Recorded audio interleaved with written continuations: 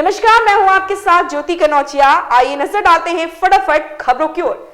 उत्तर भारत एक बार फिर घने कोहरे और बर्फीली ठंड की चपेट में आ गया है। सोमवार को भले ही चटक धूप खिलने से थोड़ी राहत मिली, लेकिन मंगलवार से फिर वही स्थिति हो गई जो बुधवार को भी जारी रही। मंगलवार को पंजाब, हरियाणा, उत्तर पश्चिम, राजस्थान, उत्तर प्रदेश समेत ज्यादातर क्षेत्रों में सुबह के समय घना कोहरा छाया रहा। दिन निकलने के बाद हल्की धूप खिली, लेकिन उससे बहुत राहत नहीं मिली। कोहरे की सबसे बुरी मार उड़ान और रेल सेवाओं पर पड़ी और पूरी व्यवस्था चरमरा गई है। भारत के ओपनर बल्लेबाज और कर्नाटक के कप्तान मयंक अग्रवाल त्रिपुरा की राजधानी अगरतला के अस्पताल में भर्ती हैं। सूरत की यात्रा के समय मयंक बीमार पड़ गए। उन्होंने मुंह और गले में जलन की शिकायत की थी। इसके बाद उन्हें भर्ती कराया गया था। अस्पताल प्रशासन ने देर रात बताया कि उनकी स्थिति अब ठीक है और वह खतरे से बाहर है। माना जा रहा है कि बुधवार 31 जनवरी को उन्हें अस्पताल से छुट्टी दे दी जाएगी।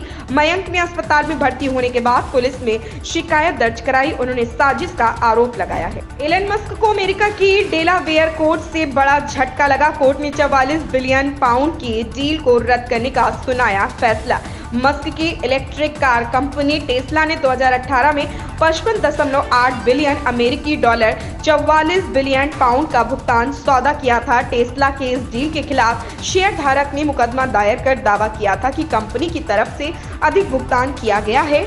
न्यायाधीश कैथलीन मैककॉर्मिक ने डेलावेयर कोर्ट में अपने फैसले में कहा कि टेस्ला बोर्ड की तरफ से वेतन पैकेज को दी गई मंजूरी त्रुटिपूर्ण है। राष्ट्रपिता महात्मा गांधी की पुण्यतिथि पर प्रधानमंत्री नरेंद्र मोदी के एक सोशल मीडिया अकाउंट में मंगलवार को उनकी डायरी के कुछ पन्ने साझा किए। इनमें बताया गया कि किस प्रकार मोदी समय समय पर बापू के कथन दर्ज करते रहे और इनके जरिए वे प्रेरणा लेते रहे। मोदी आर्काइव्स नामक अकाउंट पर उनकी डायरी के 3 पृष्ठ जारी किए गए। बताया गया कि नरेंद्र मोदी की निजी डायरी से लिए गए हैं। यहाँ बताया कि उन्होंने न केवल महात्मा गांधी को विस्तृत रूप से पढ़ा है, बल्कि उनके कथनों को अपनी निजी डायरी में दर्ज भी करते हैं। यह कथन पीएम के लिए प्रेरणादायक मूल्य रखते हैं।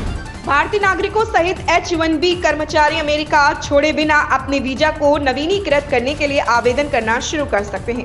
अमेरिका ने घरेलू स्तर पर H-1B वीजा को नवीनीकृत करने के लिए 5 सप्ताह का पायलट कार्यक्रम शुरू किया गया। करीब 2 दशकों बाद यह बड़ा बदलाव हुआ है। 29 जनवरी को लॉन्च किया गया यह पायलट नवीनीकरण कार्यक्रम 1 अप्रैल तक चलेगा। इस समय अवधि में 20,000 तक योग्य गैर अप्रवासी कर्मचारी घरेलू स्तर पर अपने H-1B वीजा का नवीनीकरण कर सकते हैं। अमेरिका विदेश मंत्रालय ने यह घोषणा जून 2023 में पीएम नरेंद्र मोदी की अमेरिका यात्रा के दौरान की थी। उत्तर प्रदेश की पहली फिल्म सिटी के धरातल पर उतरना पक्का हो गया है। इस महत्वाकांक्षी परियोजना के मूर्त रूप लेने से न सिर्फ येडा सिटी बल्कि प्रदेश को एक नई पहचान मिलेगी। नई तकनीक आने के साथ ही स्थानीय कलाकारों को भी प्रतिभा दिखाने का मौका मिलेगा। रोजगार के नए अवसर पैदा होने के साथ एक्टिंग के गुण सीखने के लिए दिल्ली व मुंबई की ओर रुख नहीं करना पड़ेगा। इसके साथ ही डिज्नी वर्ल्ड के आने की भी संभावना बढ़ गई है। नोएडा इंटरनेशनल एयरपोर्ट के बाद अब फिल्म येडा सिटी की पहचान बनेगी। उत्तराखंड में आज से मौसम फिर बदल गया है। तड़के गंगोत्री व यमुनोत्री धाम सहित आसपास बर्फबारी हुई तो बड़कोट तहसील क्षेत्र में बारिश, वहीं मैदानी इलाकों में कई जगह हल्का कोहरा छाया हुआ। राजधानी देहरादून समेत पहाड़ों की रानी मसूरी, धनोल्टी और कैंपटी में हल्की धूप है, लेकिन ठंडी हवाएं चलने से तापमान में गिरावट दर्ज की गई। उधर चकराता के लोखंडी में सीजन की पहली बर्फबारी हुई है। वहीं बर्फबारी से बागवानों ने भी राहत की सांस। अब बर्फबारी के चलते पर्यटकों के उमड़ने की भी उम्मीद है। कांग्रेस के वरीय नेता राहुल गांधी ने पूर्णिया में अपनी भारत जोड़ो न्याय यात्रा के दौरान लोगों से बातचीत की। इस दौरान उन्होंने भाजपा और पीएम नरेंद्र मोदी पर जमकर हमला बोला। पूर्व मुख्यमंत्री लालू जी के परिवार को भी परेशान किया जा रहा। झारखंड के मुख्यमंत्री के ऊपर भी ईडी का दुरुपयोग कर सरकार को अस्थिर करने का खेल खेला जा रहा। आपसे अपील है कि ऐसा करने वालों को सजा जरूर दीजिएगा। पिछले 10 सालों में मोदी जी ने बेरोजगारी, महंगाई जैसे सवालों पर जो वायदे किए थे उसके उलट काम किया। ये भाजपा और आरएसएस वाले बराबरी की बात केवल भाषणों में करते हैं। सौर ऊर्जा को बढ़ावा देने के लिए दिल्ली सरकार ने नई नीति की घोषणा की है। घरों की छतों पर सोलर पैनल लगाने के लिए बिजली बिल में छूट भी दी है। हालांकि शहर से ज्यादा दिल्ली के गांव और ऊर्जा के रास्ते पर चल पड़े हैं, जो पूरे राज्य के लिए आदर्श भी बन रहे।